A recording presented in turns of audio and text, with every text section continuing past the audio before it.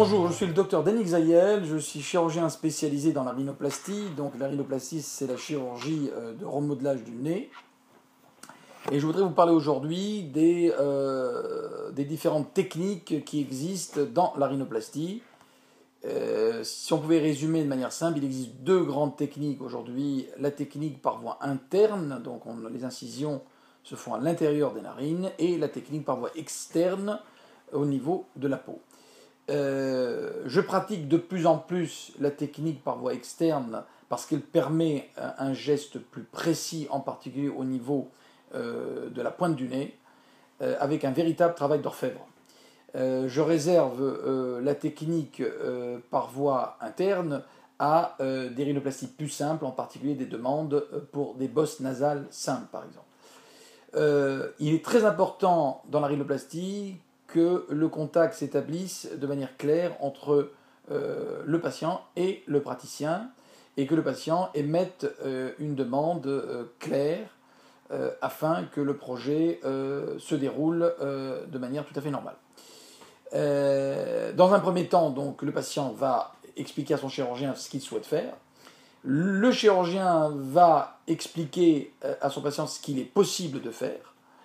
Et lorsque les deux tomberont d'accord sur le projet thérapeutique, le projet chirurgical, on pourra passer à la deuxième phase, qui est la phase de simulation photo. On s'aidera bien sûr de ces nouvelles technologies, en particulier certains logiciels de retouche photo médicaux qui permettent de simuler le geste chirurgical dans les trois dimensions de l'espace.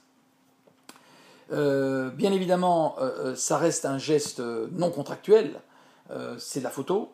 Donc ça permet simplement d'établir un dialogue entre le chirurgien et son patient et d'éclaircir un certain nombre de points quant aux techniques, quant au geste lui-même, à savoir qu'est-ce qu'on réduit, qu'est-ce qu'on augmente, qu'est-ce qu'on rétrécit, qu'est-ce qu'on allonge.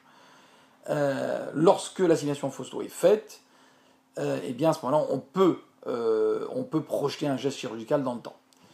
De manière générale, la rhinoplastie donne d'excellents résultats lorsque le chirurgien est compétent dans ce domaine, parce qu'il s'agit d'une technique difficile.